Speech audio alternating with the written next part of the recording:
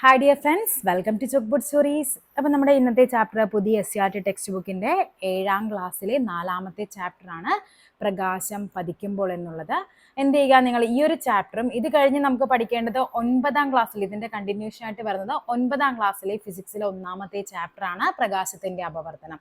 ഈ 2 ക്ലാസ്സും നിങ്ങൾ ഒരുമിച്ച് കണ്ടു കഴിഞ്ഞതിന് ശേഷം വേണം നിങ്ങൾ എന്ത് ചെയ്യാനായിട്ട്. പിന്നെ 10ാം ക്ലാസ്സിലെ ഇതാണ് 10ാം ക്ലാസ്സിലെയാണ് പിന്നെ നമുക്ക് വരുന്നത്. പക്ഷെ എന്തായാലും ഉറപ്പായിട്ട് നമുക്ക് ഇത്തവണയും 10ാം ക്ലാസ്സിന്റെ ടെക്സ്റ്റ് മാറും. ഈ പ്രകാശത്തിന്റെ അപവർത്തനം എന്ന് പറയുന്ന 9ാം ക്ലാസ്സിലെ ചാപ്റ്റർ 10ാം ക്ലാസ്സിലെ സെയിം ചാപ്റ്റർ ഇങ്ങോട്ടേക്ക് എടുത്തിട്ടേക്കുന്നതാണ്.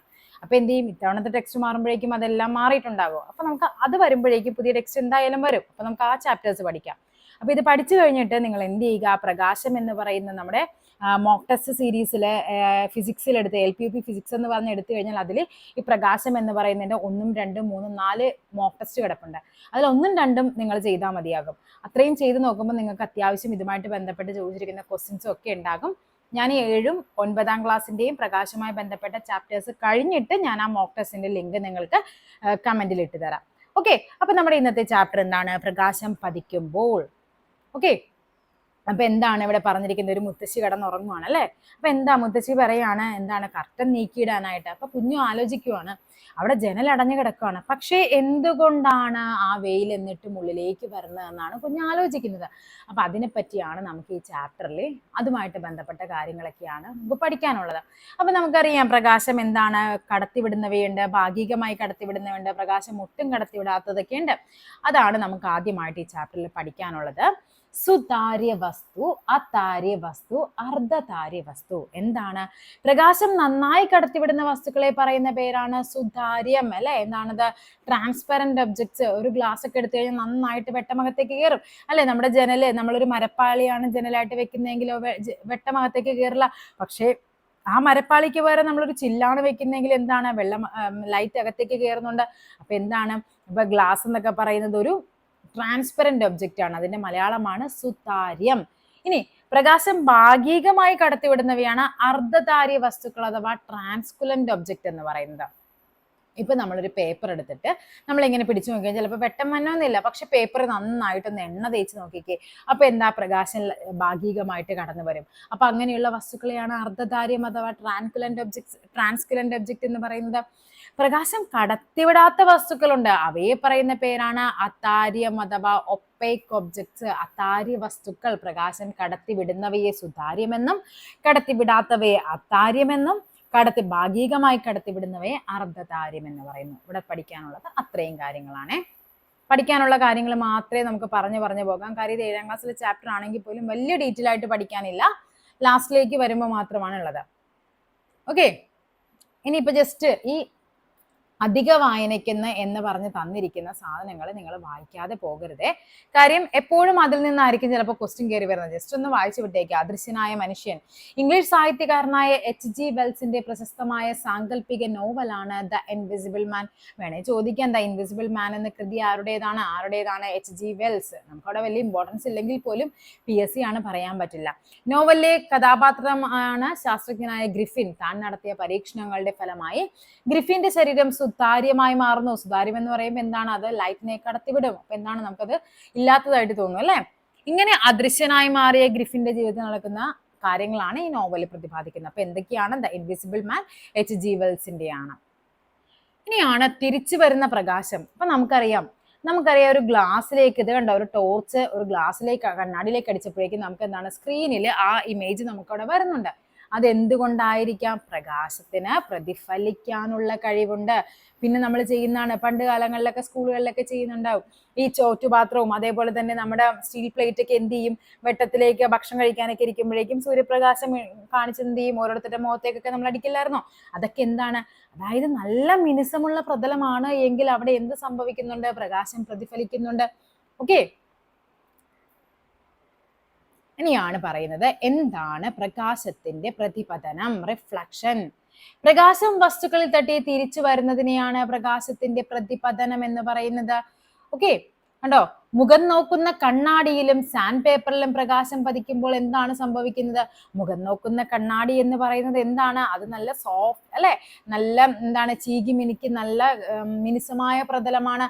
അവിടെ നടക്കുന്നത് ക്രമമായിട്ടാണ് പ്രതിഫലിക്കുന്നത്. കണ്ടോ ഇവിടെ നോക്കിക്കേ, സാൻഡ് പേപ്പർ. സാൻഡ് പേപ്പർ എന്ന് പറയുമ്പോൾ നമുക്കറിയാം കുണ്ടും കുഴിയൊക്കെയുള്ള സാധനമാണ് സാൻഡ് പേപ്പർ. അതിലേക്കാണ് നമ്മൾ ഇടുന്നതെങ്കിൽ എന്താണ് സംഭവിക്കുന്നത്? അത് ക്രമരഹിതമായിട്ടാണ് പ്രതിഫലിക്കുന്നത്. അപ്പൊ ഇനി അതാണ് നമുക്ക് പഠിക്കാനുള്ളത്. എന്താണ് ക്രമപ്രതിപതനമെന്നും എന്താണ് വിസരിത പ്രതിപതനം? Regular reflection and diffused reflection. മിനുസമുള്ള പ്രതലങ്ങളിൽ പ്രകാശം പതിക്കുമ്പോൾ ക്രമമായി പ്രതിപദിക്കുന്നു. ഇതാണ് ക്രമപ്രതിപതനം. പ്രകാശത്തെ ക്രമമായി പ്രതിപദിപ്പിക്കുന്ന പ്രതലങ്ങളാണ് ദർപ്പണങ്ങൾ എന്ന് പറയുന്നത്. മിനുസമില്ലാത്ത പ്രതലങ്ങളിൽ പ്രകാശം പതിക്കുമ്പോൾ പല ദിശകളിലേക്ക് ചിതറിക്കുന്നു. ഇതിനെയാണ് വിസരിത പ്രതിപതനം എന്ന് പറയുന്നത്. എന്താണ് വിസരിത പ്രതിപതനം? ക്രമപ്രതിപതനവും വിസരിത പ്രതിപതനവും എന്താണെന്നൊക്കെ ഉള്ള ഒരു ഐഡിയ വേണം. ഇതൊക്കെ നമുക്ക് സ്റ്റേറ്റ്മെന്റ് ആയിട്ട് അല്ലെങ്കിൽ എന്താണ് ചിലപ്പോൾ ഡയറക്റ്റ് ആയിട്ടൊക്കെ നമുക്ക് മിനുസമുള്ള പ്രതലത്തിൽ പ്രകാശം തട്ടുമ്പോൾ ക്രമമായി പ്രതിപദിക്കുന്നു. ഇതിനെ പറയുന്ന പേരെന്താ? വിസരിത പ്രതിപതനം, ക്രമപ്രതിപതനം, പാർശ്വിക വിപരീയം എന്നൊക്കെ പറഞ്ഞു തരാം. അപ്പൊ എന്ത് ചെയ്യുക, എല്ലാത്തിനും എന്താണെന്നൊരു ഐഡിയ നിങ്ങൾക്ക് ഈ ഒരു ചാപ്റ്ററിൽ കിട്ടിയാലേ നമ്മുടെ 9ലെയും 10ലെയും ടെക്സ്റ്റ് ബുക്കുകൾ നമുക്ക് ഇനി പഠിക്കുമ്പോൾ അത് എന്താണെന്ന് വ്യക്തമായിട്ട് മനസ്സിലാകുള്ളൂ. കാര്യം ഒരു ഇൻട്രൊഡക്ഷൻ ആണ് നമുക്ക് ഇവിടെ 7ാം ക്ലാസ്സിലെ ചാപ്റ്ററിൽ തരുന്നത്. ഇതൊക്കെ സ്റ്റേറ്റ്മെന്റ് ആയിട്ട് ചോദിക്കാം, അല്ലാതെ ചോദിക്കാം, എങ്ങനെ വേണമെങ്കിലും PSCക്ക് ചോദിക്കാവുന്ന കാര്യങ്ങളാ. കാര്യം ടെക്സ്റ്റ് ബുക്ക് പഠിക്കാൻ പറഞ്ഞിട്ടുണ്ടോ, നമ്മളത് പഠിച്ചിരിക്കുക. കാര്യം അതിൽ നിന്ന് ക്വസ്റ്റ്യൻസ് ഉറപ്പായിട്ടും ഉണ്ടാകും. ഓക്കെ, ഇനി നമുക്ക് നോക്കാം ഇന്നെന്താ പറഞ്ഞിരിക്കുന്നത്. കണ്ടോ, ചുമരിലെ ഒരേ സ്ഥാനത്ത് വിവിധ സ്ഥലങ്ങളിൽ നിന്നൊരു പന്ത് തട്ടി നോക്കുക. ചുമരിൽ തട്ടി പന്ത് തിരിച്ചു വരുന്നില്ലേ? എപ്പോഴും ഒരേ രീതിയിലാണോ തിരിച്ചു വരുന്നത്? ഇതേപോലെ തന്നെ കണ്ണാടിയിൽ പതിക്കുന്ന പ്രകാശരശ്മികളും തിരിച്ചു വരുന്നതിൽ എന്തെങ്കിലും പ്രത്യേകതയുണ്ടാകും. അതായത് ഇവിടെ പറയുകയാണ് 4 കുട്ടികളുണ്ട്. പക്ഷെ 4 കുട്ടികൾക്ക് മുന്നിൽ വെച്ചിരിക്കുന്ന കണ്ണാടി സെയിം സ്ഥലത്ത് തന്നെയാണ് അവർ കണ്ണാടി പ്ലേസ് ചെയ്തിരിക്കുന്നത്. പക്ഷെ നോക്കിക്കേ, ഈ 1ാമത്തെ ആള് കണ്ണാടിയിൽ കാണുന്ന റിയേനെയാണ്. ദേ ഇരിക്കുന്ന കുട്ടി തന്നെയാണ് കാണുന്നത്. ഇനി ഈ ഇരിക്കുന്ന കുട്ടി ആരെ? അനുവിനെയാണ് കാണുന്നത്. ഓക്കെ, ഇനി ഈ ഇരിക്കുന്ന നിഖിൽ ആരെയാണ് കാണുന്നത്? മേഘയെയും. മേഘ ആരെയാണ് കാണുന്നത്? നിഖിലിനെയാണ് കാണുന്നത്. ഓക്കെ, ഇപ്പൊ നമ്മളിപ്പോ എന്താ ഒരു വണ്ടിയിൽ പോവുകയാണ്. നമ്മളെ ഫ്രണ്ടിൽ ഇരിക്കുന്ന കണ്ണാടിയിൽ നമുക്ക് ആരെയാണോ നമുക്ക് കാണാൻ പറ്റുന്നത് അവർക്ക് നമ്മളെയും അതേപോലെ തന്നെ കാണാനായിട്ട് പറ്റും. ഓക്കെ, ഇപ്പൊ ഡ്രൈവർ നമ്മളിപ്പോ മിററിലേക്ക് നോക്കുവാണ്. ഇപ്പൊ അത് ബസ്സിലെ ഡ്രൈവറാണ്, അയാൾ ഇവിടെ ഇരിക്കുകയാണ്. ഈ മിററിലേക്ക് നോക്കുമ്പോൾ നമുക്ക് പുള്ളിയെ കാണാൻ പറ്റുന്നുണ്ട്, വ്യക്തമായി കാണാൻ പറ്റുന്ന, അല്ലെങ്കിൽ പുള്ളിക്ക് എന്താണ് അതേപോലെ തന്നെ നമ്മളെയും കാണാനായിട്ട് പറ്റും. ഓക്കെ, അപ്പൊ ഇവിടെ എന്താണ് പറയുന്നത്? അപ്പൊ ഇവിടെ ജസ്റ്റ് ആ ഒരു പ്രതിപതനത്തെ പറ്റിയാണ് പറയുന്നത് കേട്ടോ. ഇനിയാണ് പറയുന്നത് അടുത്ത ഇമ്പോർട്ടന്റ് ആണ്. ഇത് എപ്പോഴും ചോദിക്കുന്ന ക്വസ്റ്റ്യൻ ആണ്. അപ്പൊ ഇത് ഇവിടെയാണ് വരേണ്ടത്. ദർപ്പണത്തിൽ പതിക്കുന്ന പ്രകാശരശ്മിയെ പറയുന്ന പേരാണ് പതനരശ്മി. അതായത് നമ്മൾ ഇവിടെ ഒരു ടോർച്ച് നമ്മൾ വെക്കുവാണ്. ഈ ടോർച്ച് വെച്ച് നമ്മൾ എന്ത് ചെയ്തു? ലൈറ്റ് അടിച്ചു. ലൈറ്റ് അടിച്ചപ്പോഴേക്കും ഈ മിററിൽ വന്ന് തട്ടിയിട്ട് ഈ ഇതിലേക്ക് വരുന്ന രശ്മിയെ പറയുന്ന പേര് പതനരശ്മി എന്നും അവിടെ നിന്ന് പോകുന്ന രശ്മിയെ പറയുന്ന പേര് പ്രതിപതന രശ്മി എന്നുമാണ്. ഇനി ഇതിലേക്ക് വരുന്ന ഈ ഒരു ഇതിനെ പറയുന്ന പേരെന്താണ്? ഇതാണ് പതനകോൺ, I എന്ന് പറയും. ഇൻസിഡന്റ് റേ, ഇതാണ് പ്രതിപതന കോൺ, R എന്ന് പറയും. റിഫ്ലക്റ്റഡ് റേ എന്ന് പറയും. ഇനി ഇതിനെ എന്താണ് കണക്ട് ചെയ്തിരിക്കുന്ന ആ ഒരു സ്ട്രെയിറ്റ് ലൈനാണ് എന്താ? ലംബം അഥവാ നോർമൽ എന്ന് പറയുന്നത്. പതനരശ്മി ദർപ്പണത്തിൽ പതിക്കുന്ന ബിന്ദുവാണ് പതന ബിന്ദു. ഇതാണ് പതന ബിന്ദു. പതന ബിന്ദുവിൽ നിന്ന് ദർപ്പണത്തിന് ലംബമായി വരയ്ക്കുന്ന രേഖയാണ് ലംബം അഥവാ നോർമൽ എന്ന് പറയുന്നത്. പ്രകാശം പതന ബിന്ദുവിൽ തട്ടി തിരിച്ചു വരുന്ന രശ്മിയെ പറയുന്ന പേരാണ് പ്രതിപതന രശ്മി അഥവാ റിഫ്ലക്റ്റഡ് റേ. ഇതുമായിട്ട് ബന്ധപ്പെടുത്തിയാണ് നമുക്ക് എന്താണ് റിലേഷൻ പഠിക്കാനുണ്ട്. പതനരശ്മിക്കും ലംബത്തിനും ഇടയിലുള്ള കോണാണ് പതനകോൺ അഥവാ ആംഗിൾ ഓഫ് ഇൻസിഡൻസ് I എന്ന് പറയുന്നത്. പ്രതിപതന രശ്മിക്കും ലംബത്തിനും ഇടയിലുള്ള കോണാണ് പ്രതിപതന കോൺ അഥവാ ആംഗിൾ ഓഫ് റിഫ്ലക്ഷൻ. അപ്പൊ എന്താണ് ആംഗിൾ ഓഫ് ഇൻസിഡൻസ് എന്ന് പറഞ്ഞാൽ? അതായത് ഇത് ഇത്രയേ ഉള്ളൂ സംഭവം. ഇങ്ങനെ ഇരിക്കുകയാണ്, ഇവിടെ ഒരു ലംബമുണ്ട്, ഇവിടെ ഒരു ലൈറ്റ് വന്ന് പതിക്കുകയാണെങ്കിൽ ഇതാണ് പ്രതിപതന കോൺ എന്ന് പറയുന്നത്. ഇതാണ് എന്താ ഇത് പതന കോണും ഇതെന്താണ്? ഇത് പ്രതിപതന കോണ്. R റിഫ്ലക്റ്റഡ് റേയും ഇതെന്താണ്? I എന്ന് പറയുന്നത് എന്താണ്? ആംഗിൾ ഓഫ് ഇൻസിഡൻസും ഇത് ആംഗിൾ ഓഫ് റിഫ്ലക്ഷനുമാണ്. ഈ പറയുന്ന രശ്മിയാണ് പതനരശ്മി. ഇതാണ് എന്ത്? പ്രതിപതന രശ്മി എന്ന് പറയുന്നത്. പ്രതിഫലിച്ചു പോകുന്ന സാധനമാണ് പ്രതിഫലന രശ്മി എന്ന് പറയുന്നത്. ഇനി എന്താണ് തലം എന്ന് പറയുവാണ് കേട്ടോ. പ്ലെയിൻ എന്ന് പറയുന്നത് എന്താണ്? പരസ്പരം ഇറക്കി വെച്ച് 2 കടലാസുകൾ 2 തലങ്ങളിലാണുള്ളത്. നിങ്ങളുടെ ക്ലാസ് മുറിയിലെ ഓരോ ചുമരും ഓരോ തലമാണ്. തലങ്ങളെക്കുറിച്ച് കൂടുതൽ വിവരങ്ങൾ നമുക്ക് എന്താണ് കണ്ട പ്ലെയിൻ എന്താന്നുള്ളതാണ് പറയുന്നത്. നമ്മളിപ്പോൾ 3D 4D അല്ല നമ്മൾ 2D പ്ലെയിൻ ഒക്കെ വരയ്ക്കത്തില്ലേ, നമ്മളിത് ഇങ്ങനെ എക്സ് ആക്സിസ് വൈ ആക്സിസ് ഒരു പ്ലെയിൻ ആണ്. അതേപോലെ തന്നെ 3D ആകുമ്പോഴേക്കും എന്താണ് 3 സ്ഥലങ്ങളിലേക്ക് വരുന്നുണ്ട്. കണ്ട ഇതൊരു തലമാണ്, ഇത് വേറൊരു തലമാണ്. നമുക്ക് ഡീറ്റെയിൽ ആയിട്ട് അവർ തന്നെ പറഞ്ഞിട്ടുണ്ട്, ജസ്റ്റ് ഒരു ഇൻട്രൊഡക്ഷൻ മാത്രമേ അവിടെ തന്നിട്ടുള്ളൂ. നെക്സ്റ്റ് എന്താണ് പ്രതിപതന നിയമം. വളരെ ഇമ്പോർട്ടൻ്റ് ആണ്, ഇത്രയും പഠിച്ചതിൽ വളരെ ഇമ്പോർട്ടൻ്റ് ആയ സ്റ്റേറ്റ്മെന്റ് ആയിട്ട് ചോദിക്കാൻ പറ്റുന്ന ഒരു കാര്യമാണ്. പതനകോണും പ്രതിപതനകോണും തുല്യമായിരിക്കും. പതനരശ്മിയും പ്രതിപതനരശ്മിയും പതന ബിന്ദുവിലേക്കുള്ള ലംബവും ഒരേ തലത്തിലായിരിക്കും, ഒരേ പ്ലെയിനിലായിരിക്കും. അതിന് വേണ്ടിയിട്ടാണ് നമ്മൾ ആ പ്ലെയിൻ എന്ന് പറയുന്നത്. ഇത്രയേ ഉള്ളൂ സംഭവം. ഇപ്പൊ ഈ വന്നിരിക്കുന്നത് 30 ഡിഗ്രി കോണിലാണ് വന്നിരിക്കുന്നതെങ്കിൽ ഈ പ്രതിപതന കോണും എത്രയായിരിക്കും? 30 ഡിഗ്രി ആയിരിക്കും. അതാണ് നമ്മളോട് ആദ്യം പറഞ്ഞിരിക്കുന്നത്, പതന കോണും പ്രതിപതന കോണും എല്ലായ്പ്പോഴും തുല്യമായിരിക്കും. രണ്ടാമത്തെ നിയമം എന്താണ് പറയുന്നത്? പതനരശ്മി അതേപോലെ ലംബം പ്രതിപതന രശ്മി എല്ലാം എന്താണ്? ഒരേ തലത്തിലായിരിക്കും, ഒരേ പ്ലെയിനിലായിരിക്കും. ഓക്കെ, കണ്ട ഇത് ഇപ്പുറത്തേക്ക് വന്നു കഴിഞ്ഞാൽ പ്ലെയിൻ മാറി, അതിന്റെ തലം മാറി. അപ്പൊ എന്താണ്? പതനരശ്മി ലംബം പ്രതിപതന രശ്മി എല്ലാം എന്താണ്?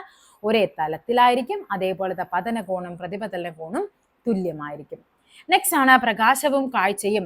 നമ്മൾ എങ്ങനെയാണ് ഒരു വസ്തുവിനെ നമ്മൾ കാണുന്നത്? ഓക്കെ, അതായത് നമ്മളിപ്പോ ഒരു ലൈറ്റ് വന്നാൽ എന്ത് ചെയ്യുന്നുണ്ട്? ഈ പ്രകാശ സ്രോതസ് ഇതാണ് ഈ കാണിക്കുന്നത്.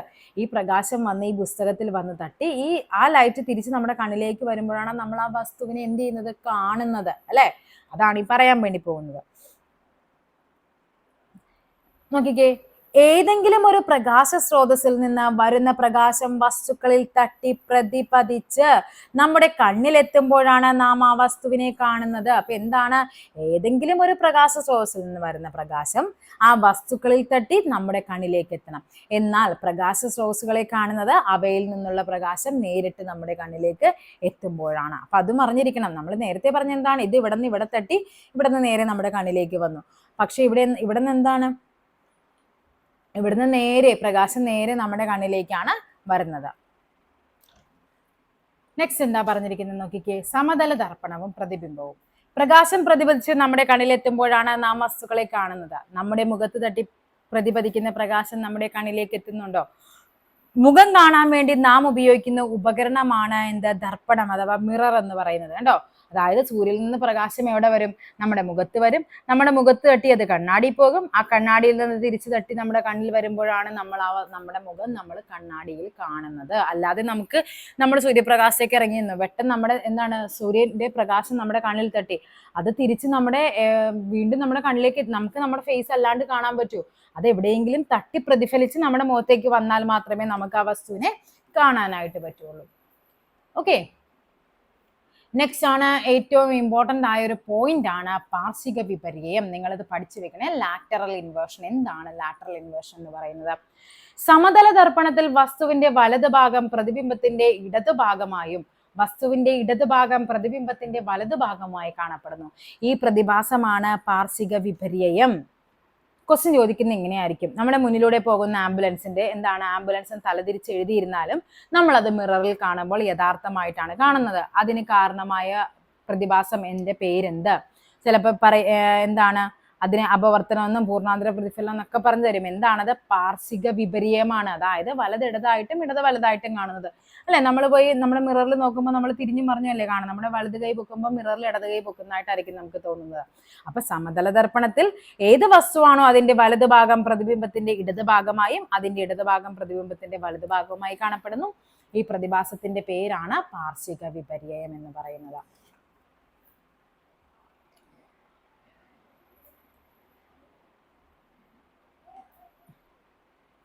ഇനിയുള്ളത് സമതല ദർപ്പണത്തിൽ പ്രതിബിംബത്തിന്റെ പ്രത്യേകതകളാണ്. ഇത് PSC ചോദിച്ചിട്ടുള്ള ക്വസ്റ്റ്യൻസ് ആണ്, പഠിച്ചു വെക്കുക. സമതല ദർപ്പണത്തിൽ എന്തൊക്കെയാണ് പ്രതിബിംബത്തിന്റെ പ്രത്യേകത? പ്രതിബിംബത്തിന് പാർശ്വിക വിപര്യം സംഭവിച്ചിരിക്കും. സമതല ദർപ്പണത്തിൽ വസ്തുവിൽ നിന്ന് ദർപ്പണത്തിലേക്കുള്ള ദൂരവും ദർപ്പണത്തിൽ നിന്ന് പ്രതിബിംബത്തിലേക്കുള്ള ദൂരവും തുല്യമായിരിക്കും. അതായത് നമ്മളിപ്പോ ഒരു മിററിന് മുന്നിൽ നമ്മൾ നിൽക്കുമ്പോൾ നമ്മൾ തൊട്ടടുത്ത് നിൽക്കുവാണെങ്കിൽ നമ്മുടെ ആ ഇമേജ് നമ്മുടെ തൊട്ടടുത്ത് നിൽക്കുന്ന പോലെ തോന്നും. നമ്മൾ ബാക്കോട്ട് പോകും തോറും എന്ത് സംഭവിക്കുന്നുണ്ട്? ആ ഇമേജും ദൂരേക്ക് പോകുന്നുണ്ട്. അപ്പൊ എന്താണ് പറയുന്നത്? നമ്മളും മിററും തമ്മിലുള്ള ദൂരവും ഇമേജും അതായത് നമ്മുടെ പ്രതിബിംബവും തമ്മിലുള്ള ദൂരവും എപ്പോഴും തുല്യമായിരിക്കും. സമതല ദർപ്പണത്തിൽ വസ്തുവിന്റെ വലിപ്പവും പ്രതിബിംബത്തിന്റെ വലിപ്പവും തുല്യമായിരിക്കും. അല്ലെ? ഇപ്പൊ എന്താ നമ്മുടെ മുന്നിൽ കണ്ണാടി വെച്ച് നമ്മൾ നോക്കിക്കുമ്പോൾ നമ്മുടെ അതേ വലിപ്പമുള്ള രൂപമായിരിക്കും കാണുന്നത്. പക്ഷെ എന്താണ്, നമ്മളൊരു സ്പൂണോ ഒരു നല്ല വളഞ്ഞിരിക്കുന്ന ഒരു പ്രതലത്തിലൊക്കെ നോക്കിക്കഴിഞ്ഞാൽ നമ്മളെ മൊത്തത്തിൽ വ്യത്യാസമായിരിക്കും അല്ലേ നമ്മൾ കാണുന്നത്. അപ്പൊ അത് തന്നെയാണ് പറയുന്നത്. അപ്പൊ ഈ 3 പോയിന്റ്സ് നിങ്ങൾ പഠിച്ചു വെക്കണം. എന്താണ് സമതല ദർപ്പണത്തിലെ പ്രതിബിംബം, ഒരു ദർപ്പണത്തിൽ നമ്മുടെ ഒരു കണ്ണാടിയിൽ ഉണ്ടാകുന്ന പ്രതിബിംബത്തിന്റെ പ്രത്യേകതകളാണ് ഈ പറയുന്നത്. ഇനിയാണ് പ്രതിബിംബങ്ങളുടെ എണ്ണം പറയുന്നത്. എണ്ണം വെച്ചിട്ടാണ് നമുക്ക് അടുത്ത ക്വസ്റ്റ്യൻസ് ചോദിക്കാറ്. അതിനു മുമ്പ് ആവർത്തന പ്രതിപതനം എന്താണെന്ന് പറയുന്നുണ്ട്. എന്താണ്? അഭിമുഖമായി വെച്ച 2 ദർപ്പണങ്ങളിൽ മെഴുകുതിരിയുടെ അനേകം പ്രതിബിംബങ്ങൾ കാണാൻ സാധിക്കും. ഇതിനെയാണ് പ്രകാശത്തിന്റെ ആവർത്തിച്ചുള്ള പ്രതിപതനം മൂലമാണ് അങ്ങനെ സംഭവിക്കുന്നത്. ഇതിനെയാണ് നമ്മൾ കാലഡോസ്കോപ്പ് ഒക്കെ കണ്ടിട്ടില്ലേ, അതിനുള്ളിൽ കുറച്ച് മുത്തിട്ട് കഴിഞ്ഞാൽ നമുക്ക് ഇതിന് ഇഷ്ടം പോലെ ഉള്ളതായിട്ടൊക്കെ തോന്നും. അതേപോലെ നമ്മൾ മുടി വെട്ടാനൊക്കെ ചെന്ന് കഴിഞ്ഞു കഴിഞ്ഞാൽ നമ്മുടെ എന്താണ് മിറർ ഫ്രണ്ടിലും ഉണ്ടാകും ബാക്കിലും ഉണ്ടാകും. നമുക്ക് ഇങ്ങനെ നോക്കുമ്പോൾ നമ്മുടെ ബാക്കിൽ ഇതൊക്കെ നല്ല വിസിബിൾ ആയിട്ട് കുറേ പിക്ചേഴ്സ് നമ്മുടെ ബാക്കിൽ ഇഷ്ടംപോലെ നമ്മളെ തന്നെ നമുക്ക് കാണാനായിട്ട് പറ്റും. അതേപോലെ ഫ്രണ്ടിലും അതേപോലെ തന്നെ. അപ്പൊ അതായത് അത് റിഫ്ലക്ഷൻ സംഭവിക്കുന്നതാണ്, അവിടെ ആവർത്തന പ്രതിപതനമാണ് സംഭവിക്കുന്നത്, മൾട്ടിപ്പിൾ റിഫ്ലക്ഷൻ സംഭവിക്കുന്നതാണ്. ഇനിയാണ് കോണളവും പ്രതിബിംബങ്ങളുടെ എണ്ണം എന്ന് പറയുന്നത്. കണ്ടോ, ഇവിടെ നമുക്ക് 2 മിറേഴ്സ് ഇങ്ങനെ വെച്ചു. ഈ ഒരു അടുപ്പത്തിൽ വെച്ച് കഴിഞ്ഞപ്പോഴേക്കും അവിടെ നമുക്ക് എന്താണ് 2 പ്രതിബിംബം കിട്ടി. ഇവിടെ നമ്മൾ ആ മിററിന്റെ കണ്ടോ, ഇവിടെ എന്താണ് ഇങ്ങനെ നല്ല അകത്തിയാണ് വെച്ചിരിക്കുന്നത് അല്ലെ. ഇവിടെ ഇച്ചിരിയും കൂടി അവർ അടുപ്പിച്ച് വെച്ചപ്പോഴേക്കും അവിടെ പ്രതിബിംബങ്ങളുടെ എണ്ണം 1, 2, 3, 4 ആയിട്ട് മാറി. ഇവിടെ നമ്മൾ പിന്നെയും ഒന്നുകൂടി അടുപ്പിച്ച് വെച്ചു. അപ്പോൾ എത്ര കിട്ടി? 1, 2, 3, 4, 5, 6 പ്രതിബിംബം കിട്ടി. ഇതാണ് നമ്മുടെ പരീക്ഷയ്ക്ക് നമ്മളോട് ചോദിക്കാറുള്ളത്. അതിനൊരു ഇക്വേഷൻ ഉണ്ട്. എന്താണ്? അതായത് 2 മിറേഴ്സ് നമ്മൾ ഇങ്ങനെ വെക്കുവാണ്. ഇവിടുത്തെ കോണളവ് അനുസരിച്ചിട്ടാണ് എന്ത് പറയുന്നത്, ഇതിന്റെ പ്രതിബിംബങ്ങളുടെ എണ്ണം പറയുന്നത്. ഇത് എപ്പോഴും ചോദിക്കുന്നതാണ് കേട്ടോ, പഠിക്കണേ. ഇവിടെ ചോദിക്കുന്നത് ഇങ്ങനെയായിരിക്കും. ഇപ്പൊ 30 ഡിഗ്രി 2 സമതല ദർപ്പണങ്ങൾ തമ്മിലുള്ള കോണളവ് 30 ഡിഗ്രി ആണെങ്കിൽ അതിലുണ്ടാകുന്ന പ്രതിബിംബങ്ങളുടെ എണ്ണം എത്ര? അത് കണ്ടുപിടിക്കാനുള്ള ഇക്വേഷൻ ആണ് എന്ത്? 360 ഡിവൈഡഡ് ബൈ തീറ്റ മൈനസ് 1. കോണളവ് എക്സ് ആണെങ്കിൽ ഇവിടെ എക്സ് മൈനസ് 1 കേട്ടോ. 360 ഡിവൈഡ് ബൈ എക്സ് മൈനസ് 1. അപ്പൊ നമുക്കിവിടെ കണ്ടുപിടിക്കാം 360 ആണ് കോണളവ്. അതായത് 2 ഇതും കൂടി ഇങ്ങനെ അടുപ്പിച്ചാണ് വെച്ചിരിക്കുന്നത്. ഓക്കെ, എന്നിട്ട് എന്ത് ചെയ്യണം? 360 ഡിവൈഡഡ് ബൈ 30 മൈനസ് 1 ചെയ്താൽ മതി. 0 0 കട്ടായി പോയി. 12 3 ആണ് 36 എന്ന് പറയുന്നത്. 12ൽ നിന്ന് 1 കുറച്ചാൽ 11 പ്രതിബിംബം കിട്ടും. അതായത് നമ്മൾ 2 പ്ലെയിൻ മിറർ എടുത്തിട്ട് ഏകദേശം ഒരു 30 ഡിഗ്രി കോണളവിൽ വെച്ചിട്ട് നമുക്ക് നടുക്കൊരു മുത്ത ബോളോ എന്തെങ്കിലും വെച്ച് കഴിഞ്ഞാൽ അതിനുള്ളിൽ 11 ബോൾസിന്റെ പ്രതിബിംബം നമുക്ക് കിട്ടും. ഇനി 60 ഡിഗ്രി ആണെങ്കിൽ അവർ തന്നിട്ടുണ്ട് 5 ആണെന്ന്. ഇനി 90 ആണെങ്കിൽ നമുക്ക് നോക്കാം എങ്ങനെ വരും. 360 ഡിവൈഡ് ബൈ 90 മൈനസ് 1 എന്ന് വരും. 0 0 കട്ടായി പോയി. ഇവിടെ എത്ര വരും? ഇവിടെ 9 36 കൂടി എത്രയാണ്? 9/4 ആണ് 36. 4ൽ നിന്ന് 1 കുറച്ചാൽ 3 ആണ്. 3 പ്രതിബിംബേ വരുള്ളൂ 90 ഡിഗ്രി കോണുള്ളത്. അതായത് നമ്മൾ 2 എണ്ണം കറക്റ്റ് 90 ഡിഗ്രി ആക്കി ഇങ്ങനെ വെച്ച് കഴിഞ്ഞാൽ അവിടെ 3 പ്രതിബിംബമാണ് നമുക്ക് വിസിബിൾ ആകുന്നത്. ഇനി 120 ആണെങ്കിലോ?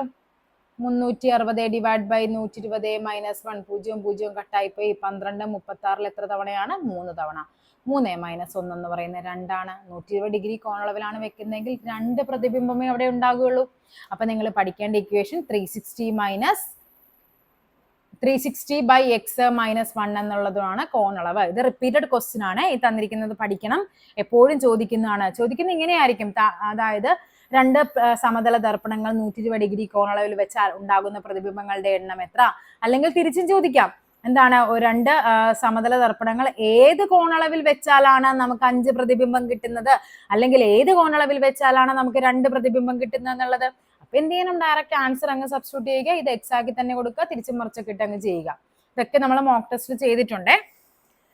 ഇനിയാണ് കാലഡോസ്കോപ്പ്. കാലഡോസ്കോപ്പ് എന്ന് പറയുന്നത് എന്ത് സാധനമാണ്? ഈ സാധനം നിങ്ങൾ കണ്ടിട്ടില്ലേ? ഇതെന്ന് പറയുന്നതും അതിൻ്റെ ഉള്ളിൽ നമ്മൾ ഈ ആവർത്തന പ്രതിപതനം ഉപയോഗിച്ച് വർക്ക് ചെയ്യുന്ന സാധനമാണ്. പിന്നെ പറയുന്നതാണ് പെരിസ്കോപ്പ്. ഇതൊക്കെ ഈ ഒരു കാറ്റഗറി പെരിസ്കോപ്പ് എന്ന് പറയുന്നത് നമ്മളിത് ഉണ്ടോ ഇങ്ങനെ നോക്കുന്നതായിരിക്കും. ഇങ്ങനെ നോക്കുമ്പോൾ മുകളിലുള്ളതും ഇപ്പുറത്തുള്ളത് അതിങ്ങനെ ഇരിക്കുന്ന സാധനം നമ്മളിവിടെ നോക്കുമ്പോൾ നമുക്ക് ഇവിടുത്തെ സാധനങ്ങൾ നമുക്ക് നന്നായിട്ട് ഇവിടെ കാണാനായിട്ട് പറ്റും. അതായത് ഇവിടെയും ഉണ്ടാകും ഒരു മിറർ, ഇവിടെയും ഉണ്ടാകും. ഈ ലൈറ്റ് ഇവിടെ വന്ന് ഇതിൽ തട്ടും, അവിടെ നിന്ന് നേരെ ഇതിൽ തട്ടും, ഇവിടെ നിന്ന് നേരെ നമ്മുടെ കണ്ണിലേക്ക് വരും. അതിനെയാണ് പെരിസ്കോപ്പ് എന്ന് പറയുന്നത്.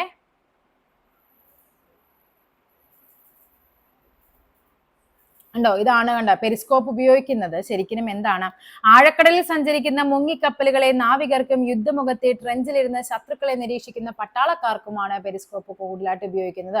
അതായത് ഇപ്പൊ എന്താണ്, ഇവരെന്താണ് കടലിനടിയിലായിരിക്കും, അവരിങ്ങനെ കടന്നിട്ട് അവരെന്ത് ചെയ്യും, ഈ സാധനം മേലോട്ട് വെച്ചിട്ട് ഇവർ നോക്കും.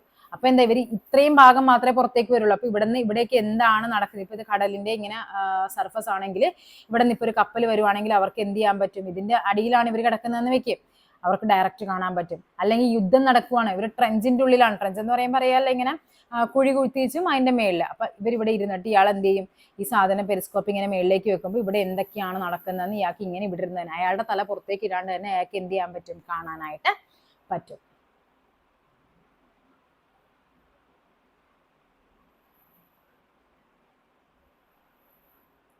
നെക്സ്റ്റ് പറയാണ് പ്രകാശത്തിന്റെ മലിനീകരണം. നമ്മൾ ശബ്ദ മലിനീകരണം, വായു മലിനീകരണം ഒക്കെ പഠിക്കുന്ന പോലെ തന്നെയാണ് നമുക്ക് എന്തും കൂടിയുണ്ട്, പ്രകാശത്തിന്റെ മലിനീകരണം. ഇരുട്ടിനെ ഇല്ലാതാക്കും വിധം പ്രകാശം വിതറുന്ന ഒട്ടേറെ സ്രോതസ്സുകൾ ഇന്ന് നാം ഉപയോഗിക്കാറുണ്ട്. നഗരങ്ങളിലും പാർക്കുകളിലും രാത്രി മുഴുവൻ സഞ്ചരിച്ച് നിൽക്കുന്ന നിയോൺ ബൾബുകളും മറ്റും നിങ്ങൾ കണ്ടിട്ടുണ്ടാകും. ഇരുട്ടിൽ ഇര തേടുന്ന ഒത്തിരി ജീവികൾക്ക് ഈ വെളിച്ചം ദോഷമാകാറുണ്ട്. അവരും ഈ ഭൂമിയുടെ അവകാശികൾ തന്നെയാണ്. തെളിഞ്ഞ രാത്രികൾ മാത്രം കാണാവുന്ന പല ആകാശ കാഴ്ചകളും മനുഷ്യർക്ക് നഷ്ടമാകുന്നതിനും രാത്രിയിലെ തീവ്രപ്രകാശം കാരണമാകുന്നുണ്ട്. അതായത് ഇപ്പൊ മൂങ്ങയൊക്കെ എന്താണ്, രാത്രിയിലെ പ്രകാശം കൊണ്ട് പുറത്ത് സഞ്ചരിക്കുന്നവരാണ്. അപ്പൊ രാത്രി എന്താ നല്ല വെട്ടമാണെങ്കിൽ എന്ത് ചെയ്യും, സ്വാഭാവികമായിട്ടും അവർക്ക് ഇരതേടാനൊന്നും പറ്റാതെ വരും. അതേപോലെ തന്നെ അവർ പറയാണ്, നമ്മുടെ തെളിഞ്ഞ ആകാശത്തിൽ നമുക്ക് കാണപ്പെടുന്ന പല കാര്യങ്ങളും, ആകാശത്തിൽ കാണപ്പെടുന്ന ഇത്രയും ലൈറ്റും കാര്യങ്ങളൊക്കെ ഉണ്ടെങ്കിൽ നമുക്ക് മനുഷ്യർക്ക് പോലും അത് വിസിബിൾ ആയത്തില്ല എന്നുള്ളതാണ് അവർ പറയുന്നത്. അപ്പൊ എന്താണ്, പ്രകാശ മലിനീകരണവും നമ്മുടെ മനുഷ്യന്റെ തന്നെ കുറെ കയ്യിരിപ്പുകൾ കൊണ്ട് സംഭവിക്കുന്നതാണ്. ഓക്കെ, അപ്പൊ ഇത്രയും ആയിരുന്നു ഈ ചാപ്റ്റർ. ഇനി എന്താണ്, ഇതിന്റെ കണ്ടിന്യൂഷൻ ആയിട്ടാണ് ഞാൻ അടുത്ത ക്ലാസ് നമുക്ക് അതാണ് ചെയ്യുന്നത്. 9ാം ക്ലാസ്സിലെ ഫിസിക്സിൽ പ്രകാശത്തിന്റെ അപവർത്തനം, അത് നമുക്ക് കുറച്ചും കൂടി പഠിക്കാനുണ്ട് ഉണ്ടോ. ഇപ്പൊ ഇവിടെ പഠിക്കേണ്ടത് ഒന്നാമത്തത് ഈ ഇക്വേഷൻ ആണ് പഠിക്കാനുള്ളത്. പിന്നെ പഠിക്കാനുള്ളത് ഞാൻ നേരത്തെ പറഞ്ഞു, എന്താണ് നമ്മുടെ സമതല ദർപ്പണത്തിന്റെ പ്രത്യേകതകൾ, പ്രതിബിംബത്തിന്റെ പ്രത്യേകതകൾ പഠിക്കാനുണ്ട്. പിന്നെയുള്ളത് പാർശ്വിക വിപര്യം, ആ ഒരു വേർഡ് ആണ് കേട്ടോ നിങ്ങൾ പഠിച്ചു വെക്കേണ്ടത്. പാർശ്വിക വിപര്യം അത് നമ്മുടെ സമതല ദർപ്പണത്തിലാണ് ഉണ്ടാകുന്നത്. അതും കൂടി ഒന്ന് ഓർത്തിരിക്കുക, സ്റ്റേറ്റ്മെന്റ് ആയിട്ടൊക്കെ ചോദിക്കാം. പിന്നെ പഠിക്കേണ്ട കാര്യം എന്ന് പറഞ്ഞാൽ എന്തായിരുന്നു, നമ്മുടെ കണ്ടോ ഈ പ്രതിപതന നിയമങ്ങൾ, ഈ നിയമങ്ങളും പരീക്ഷയ്ക്ക് ചോദിക്കാറുണ്ട്, അതും പഠിക്കേണ്ടതാണ്. ഓക്കെ, അപ്പൊ ഇത്രയൊക്കെയാണ് നമ്മുടെ ഈ ചാപ്റ്ററിൽ മെയിൻ ആയിട്ട് നമുക്ക് പഠിക്കാനുള്ളത്. അപ്പൊ എന്തൊക്കെയാണ് പ്രതിപതനമെന്നും എങ്ങനെയൊക്കെയാണെന്നും നമ്മളത് ഓരോന്നിനെയും കാണുന്നതൊക്കെയാണ് നമ്മൾ ഈ ചാപ്റ്ററിൽ പഠിച്ചത്. അപ്പൊ ഇതോടുകൂടി ഇന്നത്തെ ഈ ചാപ്റ്റർ കഴിഞ്ഞു. അപ്പൊ അടുത്തൊരു ടോപ്പിക്കുമായിട്ട്, അതായത് 9ാം ക്ലാസ്സിലെ 1ാമത്തെ ചാപ്റ്റർ അതായിട്ട് നമുക്ക് അടുത്ത ക്ലാസ്സിൽ കാണാം. താങ്ക്